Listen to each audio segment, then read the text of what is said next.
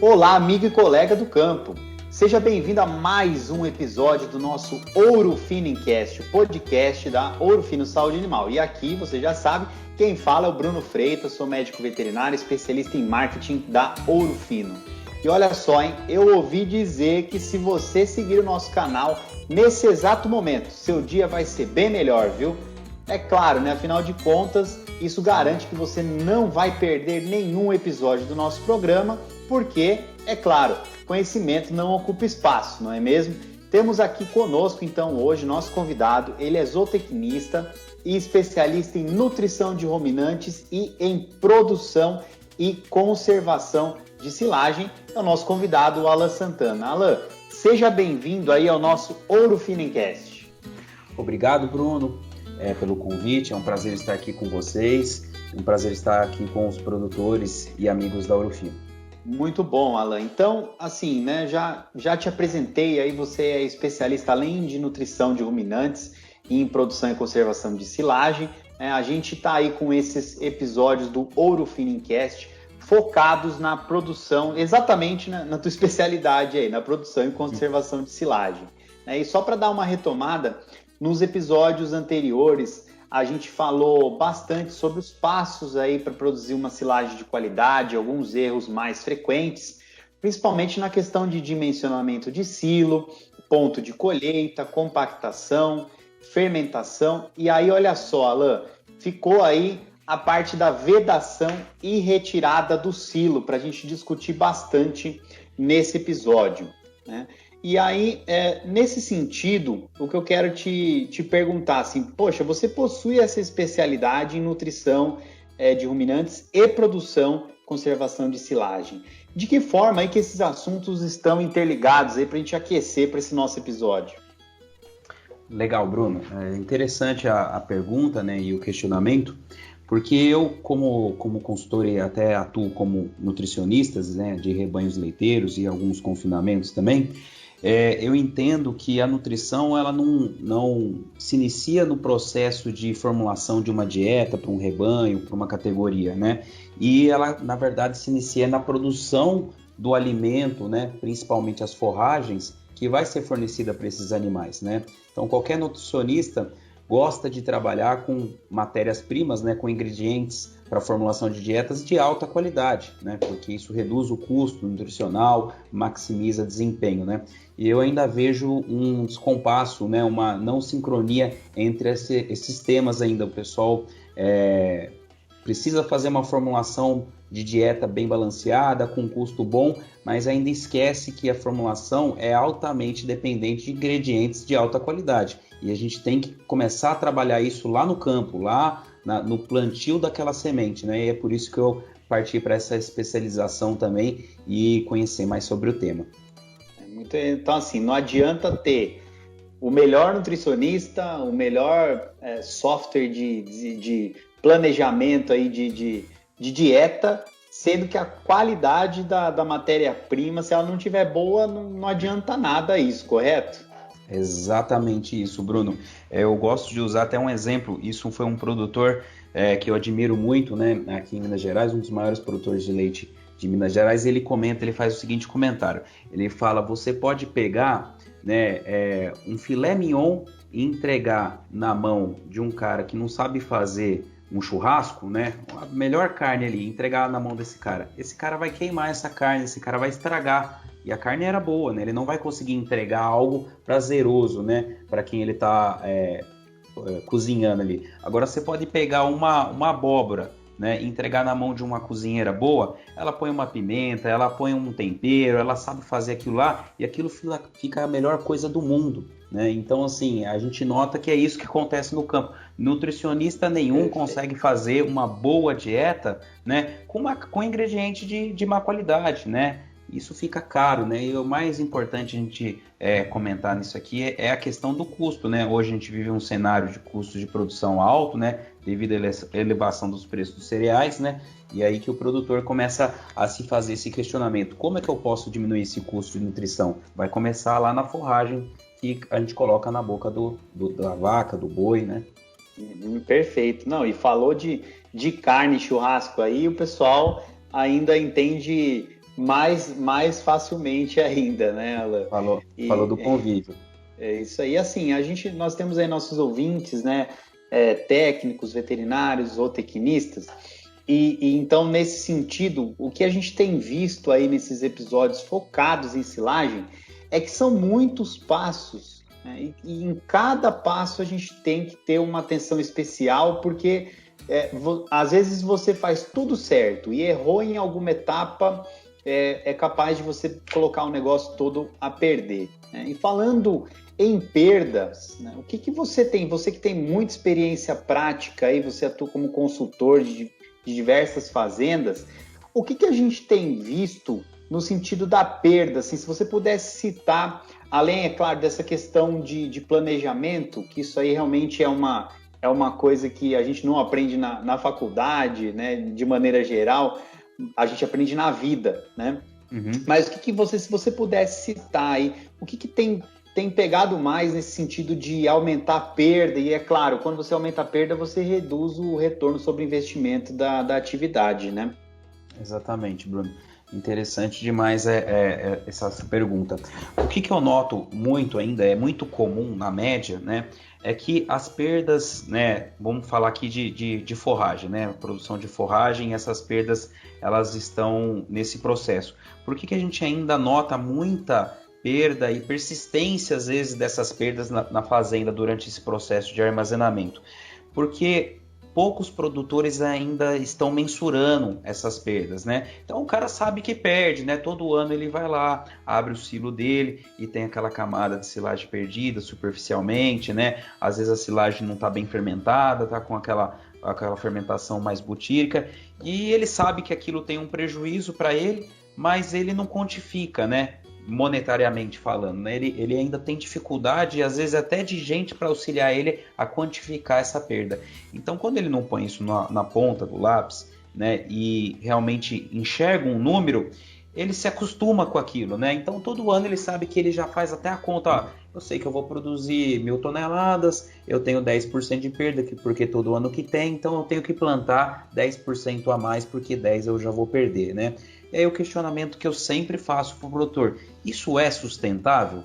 Né? A gente cada ano investir em mais tecnologia. Hoje a tecnologia na área agrícola ela está muito bem desenvolvida, né? Eu falo que está até mais do que a própria pecuária. Então a gente tem acesso a boas sementes, bons tratos culturais, bons equipamentos, tem conhecimento, temos bons técnicos, né? E todo ano a gente vê, né, que o produtor ele tem potencial para melhorar a produtividade dele, aumentando essa produtividade e diluindo, às vezes, esse custo fixo. Só que eu não vejo um interesse, né, ou às vezes até propriamente um conhecimento e tá na área da conservação. Então ele aumenta em 10% a produtividade anual dele, das suas lavouras, mas todo ano ele continua perdendo 10% dessa produtividade. Então o questionamento que eu sempre faço para o produtor, será que isso é sustentável? Se você aumentar 10% todo ano e todo ano você reduzir em 2% a sua perda, né? Você, na verdade, está aumentando em 12% a sua produtividade, não é mais em 10%. Isso Perfeito. Sim eu vejo como sustentável, né? E ainda, muito produtor ainda não tem esse feeling, esse conhecimento, né? Essa abordagem ainda não é feita dentro das fazendas. E a gente precisa conversar com o produtor disso, né? É importante. Perfeito, isso aí, ó. Grande dica, já começamos aí, então, com as dicas para os nossos colegas e amigos aí técnicos que acompanham as fazendas. Tá? E outra coisa também, né, Alan? Perder 10% de uma tonelada é uma coisa, perder 10% de 100 toneladas, de 1.000 toneladas, ou seja, é outra coisa, né? Então, Exatamente. Quando você vai escalonando o negócio, tornando o negócio maior, aí que fica mais evidente aí o tanto que a gente pode melhorar, correto? Exatamente, essas perdas elas seriam volume de silagem, né, que a gente poderia estar alimentando nosso rebanho. Então ele tem a perda direta daquilo que ele não recupera, mas a principal perda é a não captação do recurso monetário através do uso dessa silagem, seja leite, seja carne, né? Quantos bois eu poderia estar alimentando, quantas vacas eu poderia estar alimentando, qual que é a geração de receita quando eu alimento esse animal, né? É isso que o produtor está deixando de captar, né? Então é por isso que conta, Bruno, nós precisamos fazer contas, né? Falta fazer conta. Muito bom. É exatamente nesse sentido que a gente tem que direcionar nossos esforços, e nós como consultores aí. E Alan, aí então, já que a gente está falando de perdas, né, você disse assim, poxa, o cara ele consegue melhorar a produtividade da forrageira dele, por exemplo, de um ano para o outro, com o desenvolvimento da tecnologia. E aí você falou, olha, a ideia é melhorar a produtividade dessa forrageira, da roça, né, desse produtor, e diminuir a questão das perdas, né? E a gente falou um pouco já sobre dimensionamento de silo em outros episódios, a parte da fermentação e etc. E um dos pontos importantes que ficou para a gente comentar aqui é a questão da vedação do silo.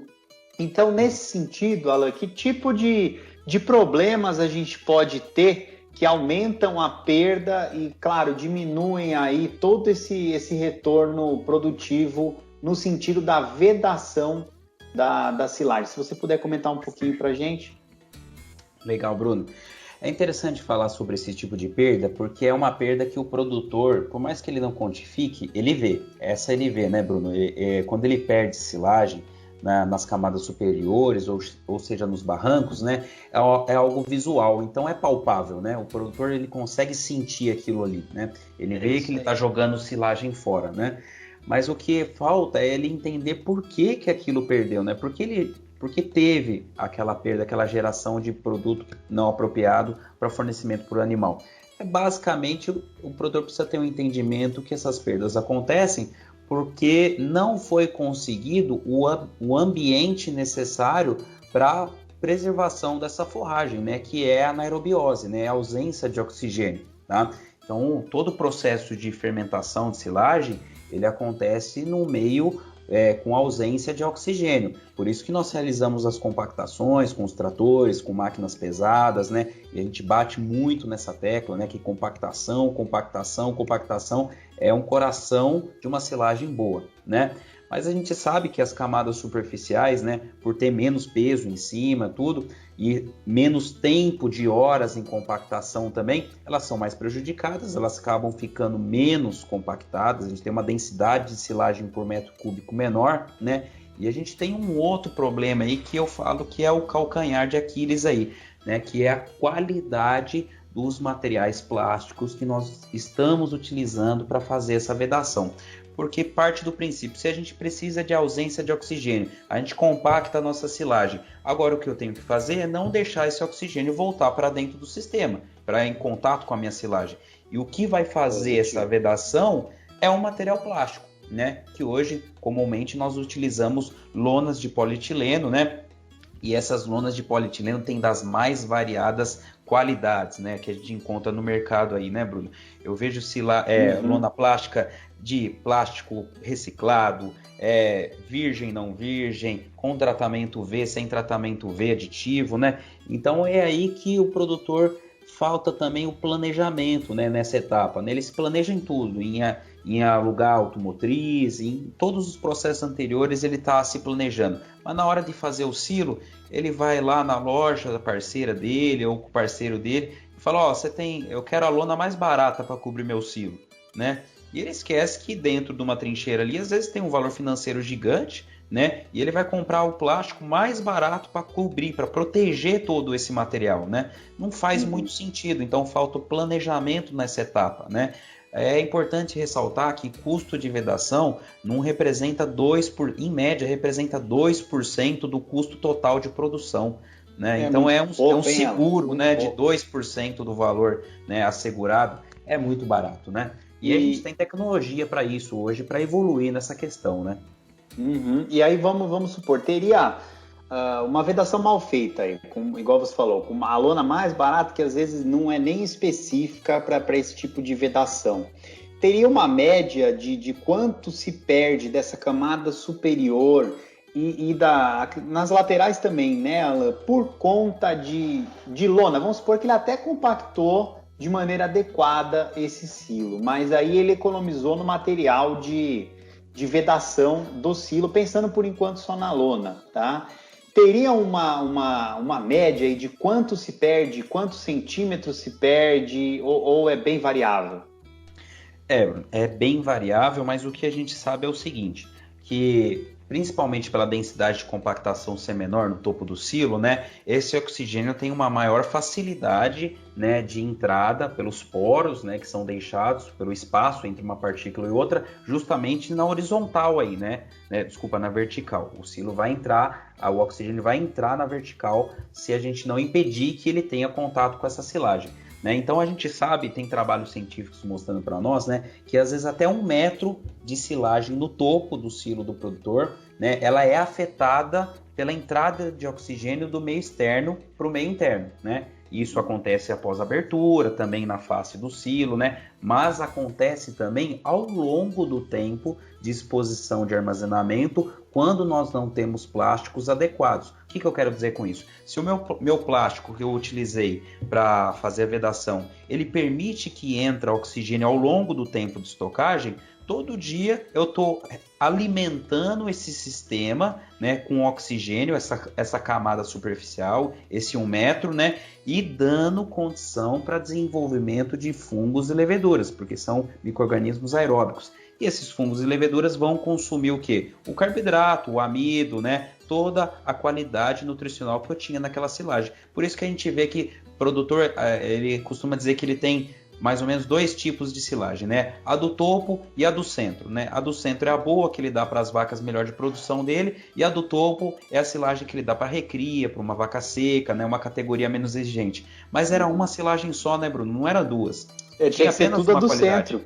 Tinha que ser tudo uma qualidade só, porque o investimento foi feito para retornar uma qualidade de silagem só, e boa. Não, exato, e 1 metro é bastante, hein, Alan? Não é e detalhe, assim, eu não sei se é nesse sentido, mas quando o silo fica, quando essa porção fica preta, muda a característica visual dela, é até simples de você olhar, mas com certeza, e você me corrija se eu estiver errado, mas tem alterações aí que são da ordem microscópica, que a gente não consegue enxergar, a gente não vai jogar essa parte fora, só que a qualidade dela está reduzida. Está correto esse raciocínio? Sim, aquela camada superficial negra, perdida, que ela está, vamos dizer assim, apodrecida, isso realmente é muito visual, o produtor acaba descartando. É recomendado que se descarte, Bruno, porque a gente pode estar levando agentes patogênicos aí para dentro da dieta, e isso pode gerar um problema aí, de sanidade aí no rebanho. Então a gente realiza esse descarte.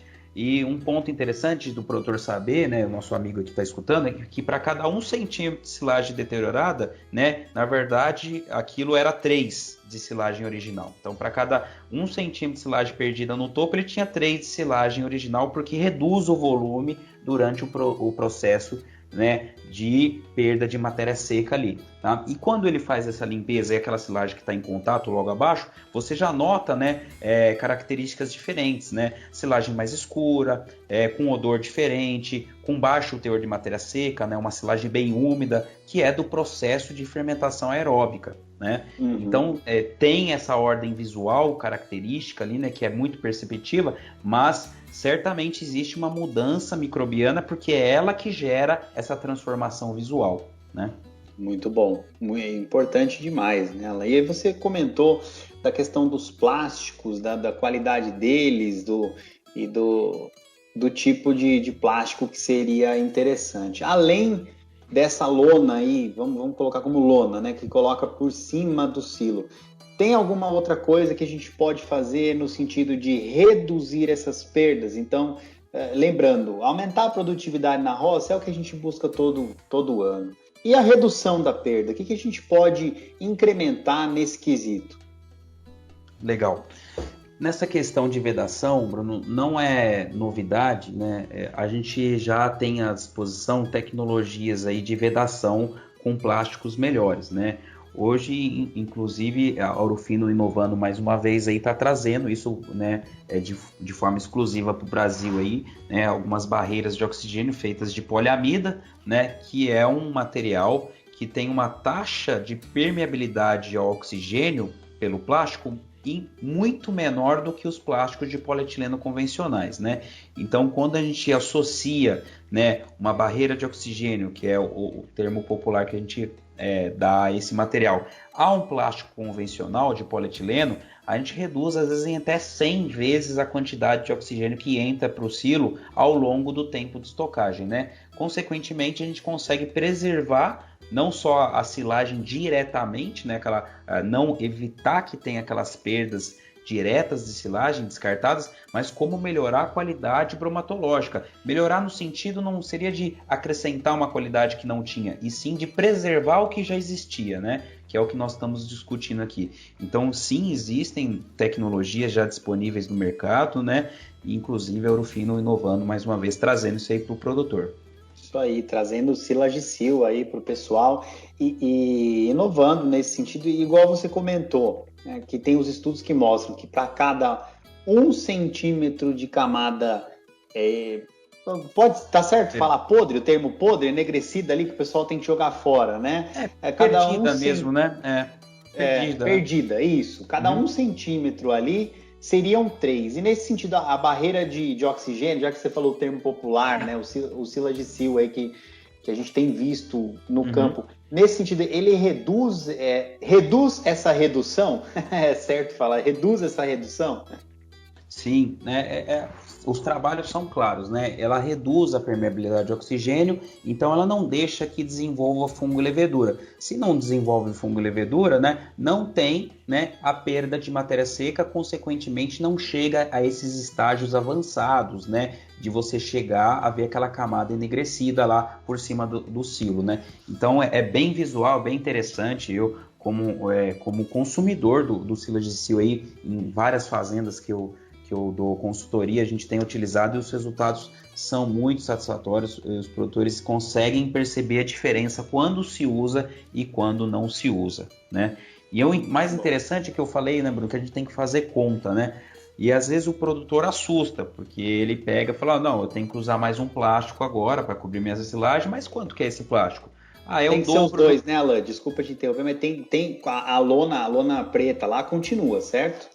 Continua porque a barreira, né, ele é um plástico sensível à radiação UV, né, então nós precisamos proteger ela, né.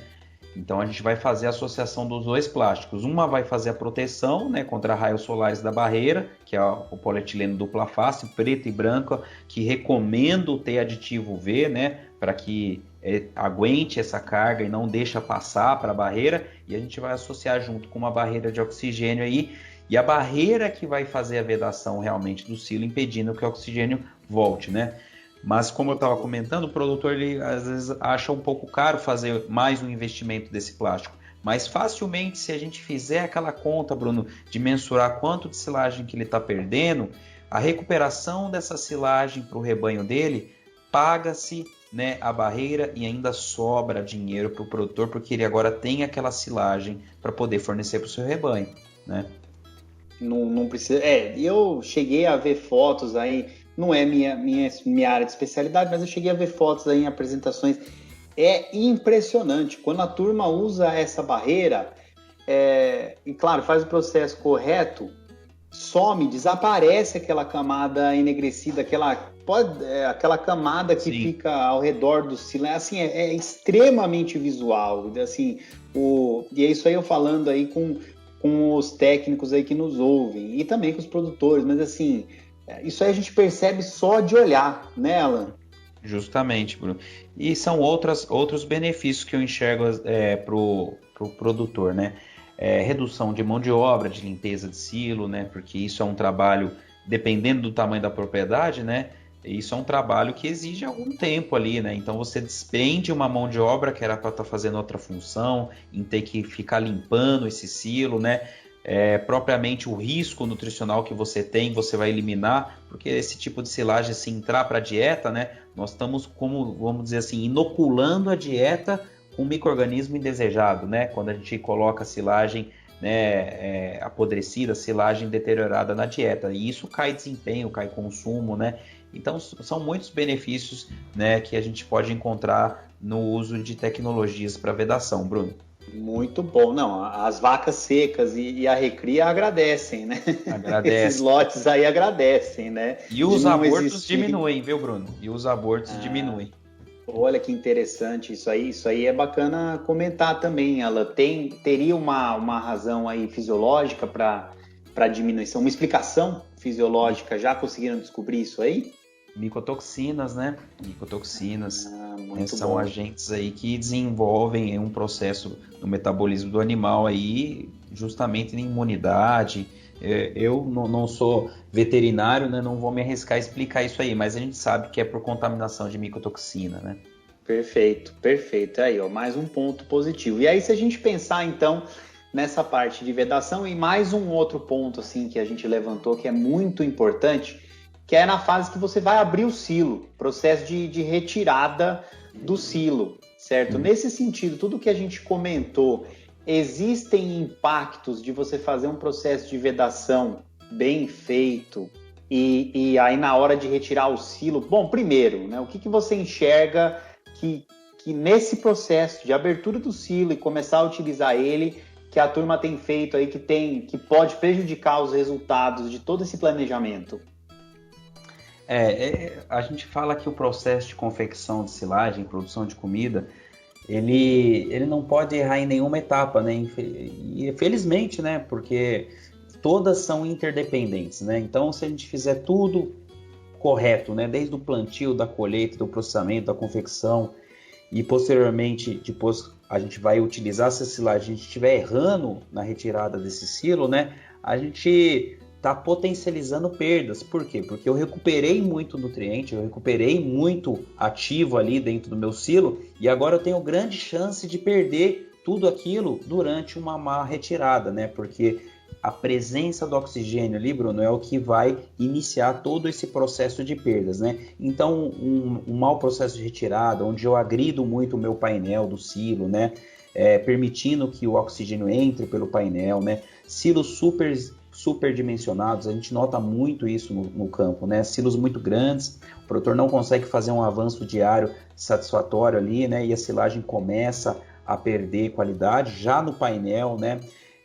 O próprio o recuo da lona na superfície do silo, né? O produtor às vezes puxa a lona ali, né? Seja com barreira ou sem barreira, às vezes 2, 3 metros para trás e não vai avançar essa quantidade por dia e esse oxigênio vai entrar pela vertical do silo e gerando perdas, né? Então, assim, tem que ter esse cuidado do início ao fim e durante a retirada é onde a gente pode potencializar perdas do que eu fiz tudo certo para trás, né?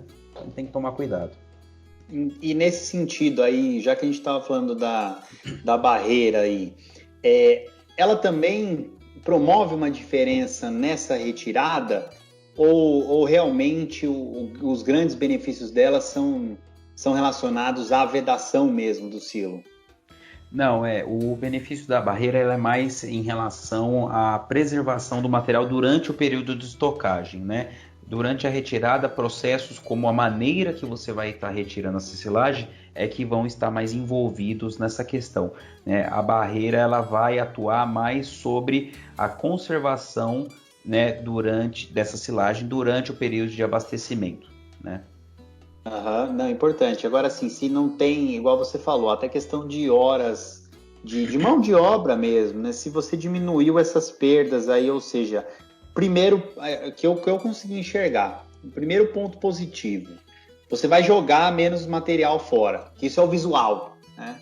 Uhum. Segundo ponto positivo, você vai perder menos silagem, igual você comentou, daquele de 1 centímetro você perdeu 3. Isso aí é difícil de ver, né? Isso aí é muito difícil do cara enxergar, porque ele montou o silo. Como que ele vai medir o silo, o tamanho do silo todo dia? Não vai. Então, assim, é uma perda que é difícil dele enxergar. E o terceiro ponto é até no processo da retirada do silo, aí da face do silo, se tem menos material para jogar fora, para separar, para escolher, né, nesse sentido, com certeza você vai estar facilitando o trabalho de quem está fazendo esse processo, correto? Justamente, né? Com certeza, quem manipula o alimento, né, na confecção das dietas, né, geralmente são os primeiros a defender o uso dessas tecnologias, viu, Bruno? A gente vai na fazenda e eles comentam, ó, não, fala pro patrão lá comprar isso aí porque é bom, porque funciona, né? E o pessoal gosta.